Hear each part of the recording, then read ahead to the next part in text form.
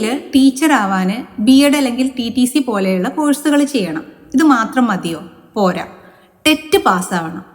Teacher eligibility test, അതിൽ തന്നെ കേരളത്തിലുള്ള സർക്കാർ അല്ലെങ്കിൽ എയ്ഡഡ് സ്കൂളുകളിലുള്ള ടീച്ചർ ആവാൻ കേട്ടറ്റും Kerala teacher eligibility test, central ഗവൺമെൻറ്റിന് കീഴിലുള്ള നവോദയ കേന്ദ്രീയ വിദ്യാലയങ്ങളിലൊക്കെ ടീച്ചർ ആവാൻ CTETും പാസ്സാവണം, സെൻട്രൽ ടീച്ചർ എലിജിബിലിറ്റി ടെസ്റ്റ്.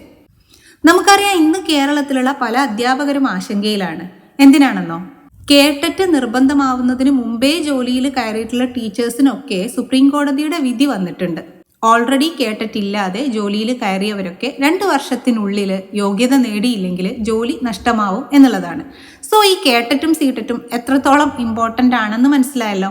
നിലവിൽ കേന്ദ്രീയ വിദ്യാലയ അതുപോലെ നവോദയകളിലൊക്കെ +1 +2 പഠിപ്പിക്കാൻ CTET വേണ്ട. അതിന് താഴെയുള്ള ക്ലാസ്സുകളിൽ പഠിപ്പിക്കാനാണ് CTET വേണ്ടത്. CTET പരീക്ഷയ്ക്ക് അപേക്ഷിക്കാനുള്ള application is open now. December 18 ആണ് ലാസ്റ്റ് ഡേറ്റ്. ഫെബ്രുവരി 8 പരീക്ഷ. 2 പേപ്പറാണുള്ളത്. പേപ്പർ 1 ക്വാളിഫൈ ചെയ്ത 1 മുതൽ 5 വരെയുള്ള ക്ലാസ്സുകളിൽ പഠിപ്പിക്കാം. 2 ആണെങ്കിൽ 6 മുതൽ 8 വരെയുള്ള ക്ലാസ്സുകളിൽ പഠിപ്പിക്കാം. 2 വേണ്ടവർക്ക് 2നും അപ്ലൈ ചെയ്യാം. ഓരോ പേപ്പറിലും 150 ചോദ്യം, 150 മാർക്കും. ഒരു പേപ്പറിന് അപ്ലൈ ചെയ്യാൻ 1000 രൂപയാണ്. 2നും കൂടിയാണെങ്കിൽ 1200. ഗുഡ് ന്യൂസ് എന്താണെന്ന് വെച്ചാൽ നെഗറ്റീവ് മാർക്ക് ഇല്ല എന്നുള്ളതാണ്. പിന്നെ റിസർവേഷൻ കാറ്റഗറികൾക്ക് മാർക്കിൽ ഇളവുമുണ്ട്.